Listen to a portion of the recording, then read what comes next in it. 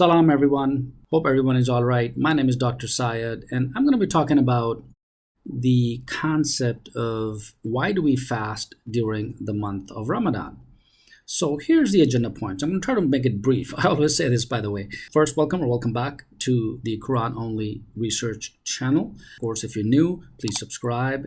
And of course, if you like this video, hey, give it a thumbs up. Certainly appreciate that. All right, so let's dive in. I want to talk and stay focused on the fact that what is Siyam, even though I have a video detailing out the entire concept of the word Siyam or fasting according to the Quran. So you may want to check that out first, because here I'm not going to dive too much in depth about what is Siyam, but rather the simple question, why do we fast during Ramadan? After we talked about briefly what is fasting, of course. The triliteral root of the word Sad, Waw, Mim occurs 14 times in the Quran. So it's not something that the word occurs once or twice. It's actually 14 times in different forms. So I'm going to be unpicking all of these, 14 times. All right. So we'll be taking a look at the context of this particular concept of fasting. And after the 14th time, you'll really, it'll be clear for you what that is. All right. So I hope. Well, that's our research. That's what I'm sharing with you. All right. Number 3 on the agenda point is the real purpose of fasting according to the Quran alone. So the Quran is clear. It is, it's a complete book. It's a guidance for all mankind. So it's not just for Muslims. It's for everyone. So the purpose of fasting. So once we understand the concept, and it occurs 14 times in the Quran, we go through the context for each verse or each, story in the Quran that this word has been placed by God. We'll take a look at the real purpose of fasting according to the Quran alone. And then, of course, before we conclude the basic question, is it really about not eating and drinking? And that's something that I'd like you guys to really understand and take a look at once we actually get there. So make sure you stick around and watch this video so that, and I value your comments, and thank you so much.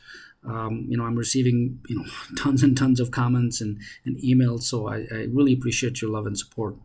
All right, so, and my goal, by the way, is to research the Quran, of course, from the historical perspective, from other history books and all the other texts that I've read, I've researched. So I'm just trying to bring it all together for you who really asking questions like, what is Ramadan? Why do we fast? What this is all about. So let's dive right in. The first agenda point is, what is fasting? And I'm going to make this brief. Let's open up the dictionary here. I have it here somewhere. There we go. So this is Lane's Lexicon. This is the Arabic dictionary that the whole world uses, by the way. All scholars, researchers use this.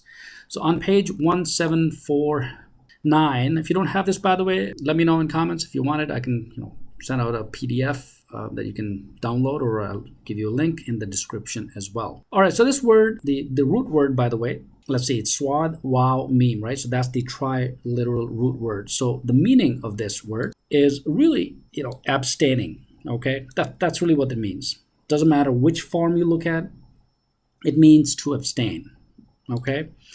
It's really straightforward, by the way. It's no 2 or 3 or 5, 10 meanings. It's primarily in the absolute sense. He abstained in an absolute sense. This is the primary signification. Okay? So that's really what the word is. So now we know what Siyam is, what Sawm is, what the word is, right? It's to abstain. So that is said to be significance in proper language of the Arabs. To abstain. And the language of the law is abstain. So for example, he observed a particular kind of abstinence. He abstained from food, he abstains from drinking, he abstains from doing anything, he abstained from speech. You get the idea. So everything that is related, the meaning is really abstaining. So for example, Sawm in the proper language of the Arabs signifies a man's abstaining from eating, and the secondary application, a particular serving of God by fasting, the abstaining from eating and drinking, and from daybreak to sunset. It signifies the standing without work, for example, and so on. So this kind of goes on, but the primary meaning, the absolute sense, is really to abstain. Now, of course, the question is, should we abstain from from food or drink or water. And that's really, we have to revert back to the Quran to really see and find out whether, yeah, should we abstain from drinking or whatever. What does the Quran have to say about this word? Sawm. Perfect. So again, if you want to watch the video where I detail out this particular word, what is Siyam, please go check it out. It's here somewhere. I'll also place a link in the description so you can also take a look at that. So now you know what Siyam is, right? It's to abstain. All right, the triliteral root occurs 14 times in the Quran. So let's take a look at where in the Quran does this word occurs 14 times. So here we go. So like I said earlier, it's 14 times in the Quran in 5 derived forms. So twice as the form one verb, yasawm, once as a noun, sawm, 9 times as also a noun, siyam, and once as the active participle, sa'imat, once as the active participle, sa'imin. The last two are used for women in different verses. All right, so let's take a look at the all these 14 times, because it's important to understand. And once we go through these verses, once we take a look at the context of what God is actually talking about, right? And after the 14 times, it'll be easier for us to really put together, right? And to conclude of the entire concept of Psalm or Psalm. All right. So first, let's take a look at Surah Al-Baqarah, because that's the beginning of this word. The first time this word appears is really in Surah Al-Baqarah, verse 183 and 4, right? That's where it starts. That's where the concept starts, right? In the second chapter of the Quran. So I'm going to go ahead and, of course, open up the Quran. I think I have it here somewhere. There we go. Perfect. So in Surah Baqarah, God says in 183, that's the verse number. Ya ayyuhallazina amanu kutiba alaykumus siyam kama kutiba alal ladzina min qablikum la'allakum tattaqun. This is kind of important to begin with. This is where, the foundation is laid for Siyam, okay? To abstain. Now, it doesn't talk about food and drink. I mean, by the way, when we go through all these 14 instances or the 14 occurrences of the word, it doesn't really, it's not about food, it's not about water, it's not about drinking or eating primarily. But hey, I don't want to jump the gun, but I'm going to go with you guys here. So let's stick to the first occurrence of this word. It's 183, chapter 2. God says, "Oh, you heed warning. Fasting is ordained for you as it was ordained for those before you." And the reason of Siyam is لَعَلَّكُمْ تَتَّقُونَ, so that you become or you be in prudent fear. So you're fearing something, right? Maybe you're having God consciousness. That's really the word tattaqun or the word taqwa connotates that, hey, it's something that, you're always God conscious, right? You're sort of like abstaining also. You're trying to stay away from the bad stuff, right? In layman terms. So now we know that the reason why we do Siyam, we abstain so that, we always have God conscience. We're always in prudent fear. Hey, should I be doing this? Should I be not doing this? Right? There's a reason, okay? So those of you who, of course, know logical arguments or whatever, the Arabs or the native Arabs, you would know the context here, what God is actually saying. So the reason is because. So the only reason why we do Siyam, by the way, just like people have done it before, right, before the Arabs, which is primarily referring to books sent down by God, like the Torah and the Injil, right, before the Quran, of course. And that's the reason. So it's, I'm stressing this point because you need to keep in mind that we do Siyam so that we become, or we might be in prudent fear. لَعَلَّكُمْ تَتَّقُونَ. And ayyama ma'dudat, days numbered, few days here and there. And we'll talk about this. So the 14 occurrences of the Quran is going to explain all of this. All right? Keep in mind. So it's pretty exciting. It's pretty important also. So once we go through these 14 instances, you will know exactly what Siyam is, what are we abstaining from. You will know what prudent fear means, and you will know the days also. Okay, so it's not just this particular verse and done. This is the foundation. This is the start of how God starts to explain what Siyam is. Because remember, Quran is a complete revelation. It's a complete book, all right, and it has no inconsistency. That's what the book claims. So all the answers are in the Quran. We just have to read the context and see what's going on. All right, so now we know what this is, right? This is the first instance. Let's move on to the next one. All right. So the next, of course, is chapter 2, 184, and then chapter 2, 185. Let's move forward. Let's go back to the Quran. So God continues that the reason why you fast, of course, is that you might be in prudent fear, days numbered. And whoso is sick among you or on a journey, a number of other days. And for those, all of whose strength is taken by it is a redemption, feeding the needy, whoso does good voluntarily, it is better for him. And that you fast is better for you, if you would know. A moon of Ramadan, and the word Ramadan simply means vehemently, it's hot. It's just a hot day. That's what Ramadan means. So a moon of Ramadan, was that in which the Quran was sent down as guidance for mankind. So it's not guidance for just only a group of people like Muslims, but it's just for all mankind. This is guidance for all. And as clear evidence of the guidance and the division. So whoso among you witness the moon, let him fast in it. فَلْيَصُمْهُ. And this again, of course, is verse 185, 184, 185. And then, of course, it also occurs in 187. We'll get to that. So we've covered a few instances already, occurrences of the Quran, right here in chapter 2. All right, so let him fast in it. And whoso of you is sick or on a journey, a number of other days. God desires for you ease and desires not for you hardship, but that you complete the number and that you magnify God for guiding you, and that you might be grateful. And when my servants question thee concerning me, I am near. I answer the call of the caller when he calls to me.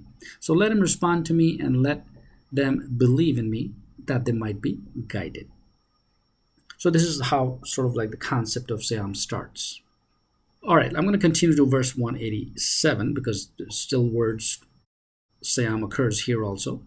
It is lawful for you to go in unto your women on the night of the fast. They are a covering for you, and you are a covering for them. God knew that you deceived yourselves, and he turned in mercy towards you and pardoned you. Henceforth lie with them and seek what God has ordained for you. And eat and drink until clear to you be the white thread from the black thread of the dawn. So the context so far talks about not going near your women, right? Abstaining. It is lawful for you. Not, God is actually saying, hey, it is now lawful. That's what verse 187 says. So it's like the opposite of abstaining, right? So now you can, go on to your women on the night of the fast. Because if you read the other scriptures, right? For example, if you read the Jewish scriptures or the Talmud or the hadiths of the Jews, they also have hadiths, by the way, it's called the Talmud, just like the Muslims have hadiths of Sahih Bukhari and Sahih Muslim and the other books. They have other interpretations, of course. I'm not going to get into that research. Maybe I'll do another lecture on that. But God is saying, hey, it is now lawful for you to go unto your woman on the night of the fast or the night of the abstaining, right? Because they're covering for you, and now so God is allowing something because God knew that you deceived yourself, and then he turned in mercy towards you and pardoned you. Henceforth lie with them and seek what God has ordained for you, and eat and drink until clear to you be the white thread from the black thread of the dawn. Then complete the fast until night. And of course, whatever you're abstaining from, you should complete it. And lie with them not when you remain in the places of worship. So if you're in a place of worship like masjid, masajid, right? Mosques, whatever the place, then and lie with them not when you remain in the place of worship. So first off, mosques, women are either in the mosque or you're lying with them, or you're like spending time with them. What's going on here, right? So anyway, that's a separate topic. I'm going to cover that. But right now, let's leave it because we're focusing on the concept of Siyam. So this is verse 187. And then God continues, those are the limits of God. So God is giving us a framework, right? A law that, hey, these are the limits, so stay within the limits and everything is good. So those are the limits of God. Approach them not. So do not, go beyond the limits of God. Thus does God make plain his proofs to men, that they might be in prudent fear. لَعَلَّهُمْ يَتَّقُونَ. Same word, taqwa, right? So be in prudent fear. In other words, let's not cross the boundaries set forth by God. So this is the sort of like the context where God explains what Siyam is. Well, we know what the word Siyam is, and then the context that we can approach women, but as long as we're not in the mosque or the place of worship, and so on. All right, let's get to the next instances. Let's continue on. So this was chapter 2.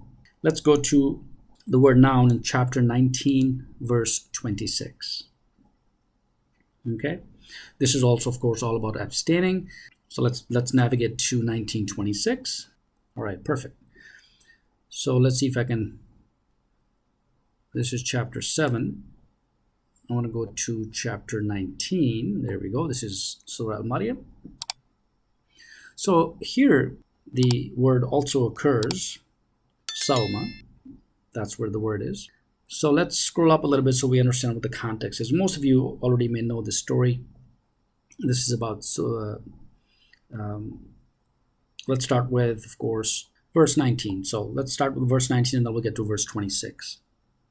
So he said, I am but a messenger of thy Lord, that I might give you thee a pure lad. And this angel is talking to Maryam. She said, how can there be for me a lad when a mortal has not touched me, nor I have been unchaste? He said, thus said thy Lord, it's easy for me, both that we might make him a proof for mankind, and as a mercy from us. And it was a matter ordained, so she bore him, and she withdrew with him to a distant place. And the contractions, took her to the trunk of a date palm. She said, would that I had died before this and been forgotten past remembrance. Because obviously she was not married, and then, hey, she was having a baby, and that's what she said. Then there cried to her from below her, grieve thou not, thy Lord has placed beneath thee a stream, and shake thou towards thee the trunk of the date palm. It will drop upon thee fresh dates ripe. Eat thou and drink thou, and let thine eye be gladdened. This is verse 26. And if you see any mortal, say thou, I have vowed to the Almighty a fast, or Sawm, to abstain, right? Abstain from what? Let's continue. And shall not speak this day to any man. So here God is saying to Prophet Maryam, do not speak to anyone. That's abstaining from speech, abstaining from going near women, right? That's Sawm so far, or abstaining from eating or drinking. So that's really the next instance occurrence of the word Sawm in context. All right, let's move on to, we've covered chapter 2 already, Surah Al-Baqarah. Let's go to chapter 4, verse 92. This is also a noun, and God talks about the same word in chapter 4, 92. All right, so let's scroll up, see if I can find 492. There we go. Perfect. So this is Surah An-Nisa, chapter 4, and then before we talk about verse 92, let's scroll up and take a look at the context and see what's going on. So verse 90 and onward says, save those who join a people between whom and you is an agreement, or they come to you, their hearts restraining them from fighting you or fighting their people, and that God willed he would have given them power over you, then would they have fought you. And if they leave you alone, to fight you not and offer you peace, then God makes no way for you against them. You will find others desiring safety from you and safety from other people.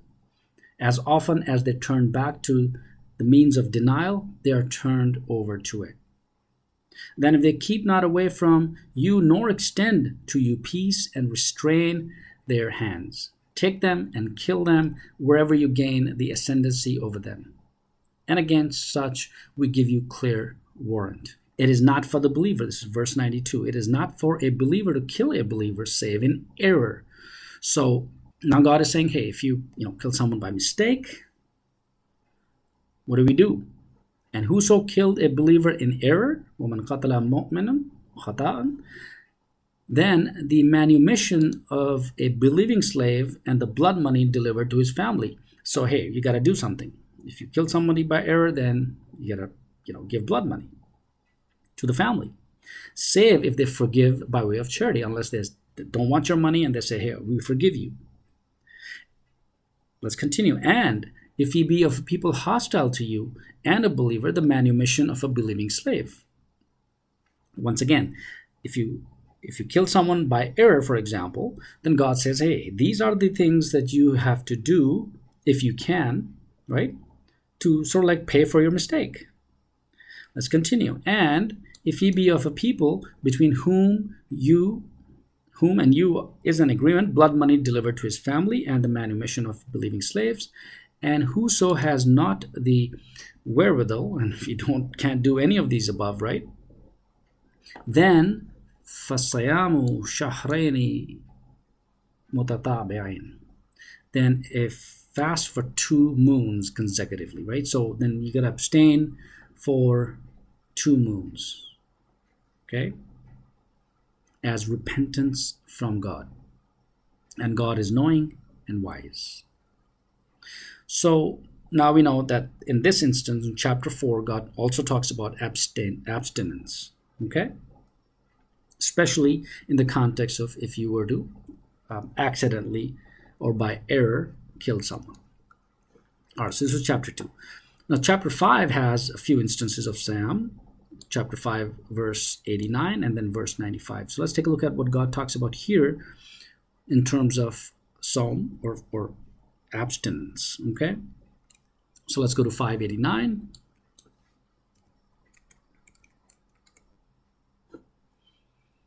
Perfect. So here the context is, of course, is different. It's nothing to do about food or drinking. It's let's take a look at what this is, okay? So God says in verse 88, and eat of what God has provided you, lawful and good, and be in prudent fear of God in whom you are believers. God will not take you to task for the vain speech in your oaths, but he will take you to task for what you contract by oath. Okay? So here we're talking about oaths. And the expiation thereof is the feeding of 10 needy persons, with the average of that you feed your family. So here, God's saying, hey, if you're talking about oaths, and if, option A doesn't work, then you got to pay in terms of option B. And here, you got to, feed 10 needy persons. Or the clothing of them. Or the manumission of slave. But if you can't do any of these, right, but whoso has not the wherewithal, if you don't have the means, then a fast of 3 days. So فَصِيَامُ ثَلَاثَةِ أَيَّامٍ. So here, the days are specified. And remember the initial definition in chapter 2? أَيَّامًا مَعْدُودَاتٍ, the day is numbered. So in each instance of, as we move forward, in each occurrence of this word, God talks about abstinence, okay? Abstinence for 3 days. Can't speak for a few days. You cannot speak to a man, and then so on, right? That's really what the context so far we have taken a look at. That is the expiation of your oaths when you swear, but keep your oaths. So here, now we know that, hey, if you abstain, if you do not keep your oaths, then you got to do Siyam, all right? Then you got to fast. Then you got to do it for 3 days. You got to abstain for 3 days. Thus God make plain to you his proof that you might be grateful. So this is chapter 5, Surah Al-Ma'idah, in verse 92 or 90. And of course, there's another instance in the same verse 95. So let's continue on. Same context. God says, "Oh, you heed warning, the intoxicant and the game of chance and altars and the divining arrows." So all these are now specifics that God is saying. All right, the intoxicant, the game of chance, the altars are but abomination among the work of shaitan, so avoid it. So now God is saying, hey, do not do any of these above, that you might be successful. The shaitan but wishes to cause among you enmity and hatred in the intoxicant and the game of chance, like gambling and drinking and whatnot, of course, and to divert you from the remembrance of God and from your duty. So, will you desist and obey God and obey the messenger and beware? But if you turn away, know that but upon our messenger is the clear communication. Verse 93, those who heed warning and do deeds of righteousness do no wrong in what they eat when they are in prudent fear and believe and do deeds of righteousness. Then be in prudent fear and believe. Then be in prudent fear and do deeds of righteousness. And God loves the doers of good. Verse 94, O you heed warning, God will try you with something of the game that reaches your hands and your spears. So now there's a test. So that God might know him who fears him unseen. Then whoso transgresses after that, for him is a painful punishment. So now the word Siyam will come in verse 95. O you heed warning, kill no game when you are forbidden. So once again, hey, you can't do something, right? So you can't hunt. You can't, kill no game when you are forbidden. And whoso of you kills it intentionally, the payment is like of what he killed from grazing livestock. Let judge it 2 just men from among you by a requirement reaching a leg joint, or expiation. So feeding poor persons or the equivalent of that in fasting. طعام مسكين أو عدل ذلك صيام, right? So here's the word siyam. So abstain.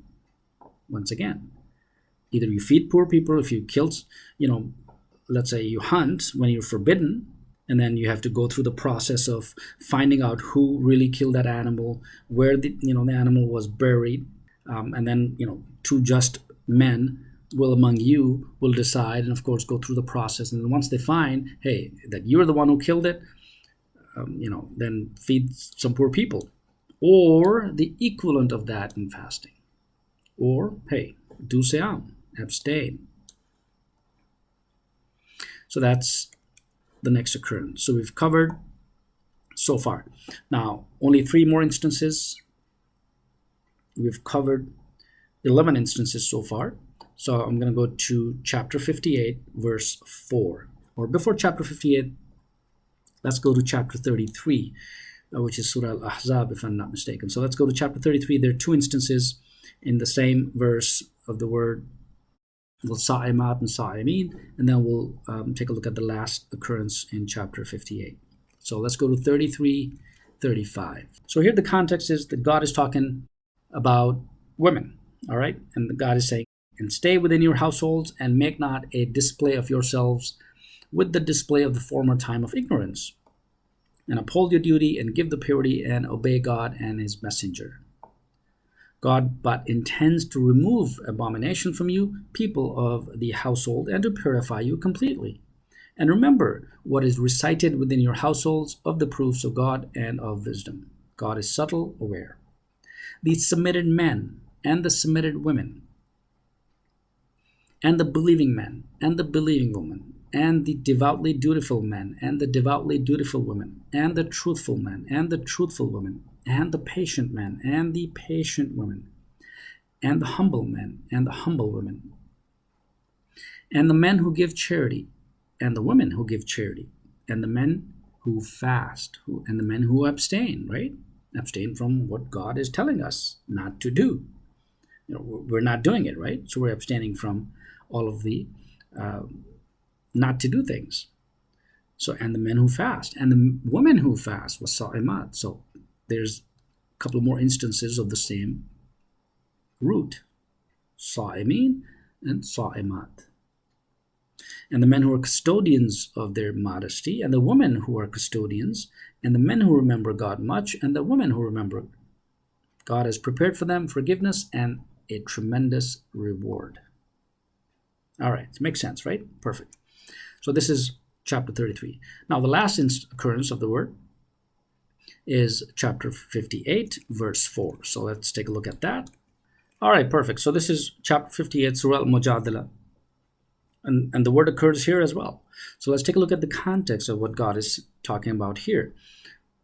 So let's start with verse 1, of course, and then we'll get to verse 4 where this word occurs. So verse 1 says, Bismillahir Rahmanir Rahim. God has heard the saying of her that disputes with thee concerning her husband and complains to God. So here's a woman, comes to the prophet and she's complaining and disputing.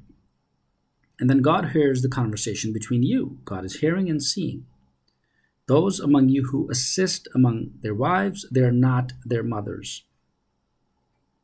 Their mothers are only those who gave them birth. And they say what is perverse among sayings and a falsehood, and God is forgiving, merciful. And those who assist among their wives then go back on what they have said, the freeing of a slave before they touch one another. So now, of course, there's a scenario here about assisting, women or assisting their wives, right? And then the freeing of a slave before they touch one another. So there's the resolution. And let's continue. That are you exhorted to do, and God is aware of what you do.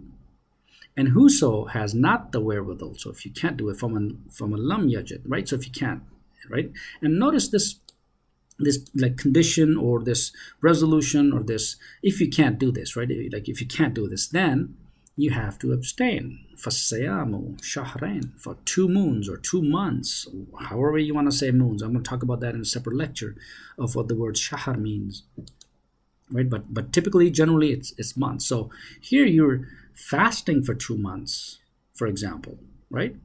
Before, in previous instances, fasting for 2 days, or abstaining from speech, and so on. So a fast of 2 moons consecutively before they touch one another. So before you can touch, your wife, for example, in the preceding scenario here, you have to fast for 2 months. So, and whoso is not able, then feed 60 needy people, right? All right, so these are the instances so far. Let's get to that. All right, bring up our agenda. So we looked at, of course, the basics of what Siyam fasting is, the root word 14 times in the Quran. And then I hope by now, after taking a look at all the context, the macro sense or the concept here is God is abstaining, telling us something not to do, and if we do it, either we killed someone by mistake, we gotta do Siyam. Even God told prophets not to speak, right, for a number of days. Or, for example, if you're not assisting your wives, for example, then you gotta also do fasting for 2 months or abstain something from 2 months. So the real definition of the reason or the meaning of the word Siyam, again, please go back to my other video where I talked just about the concept of Siyam.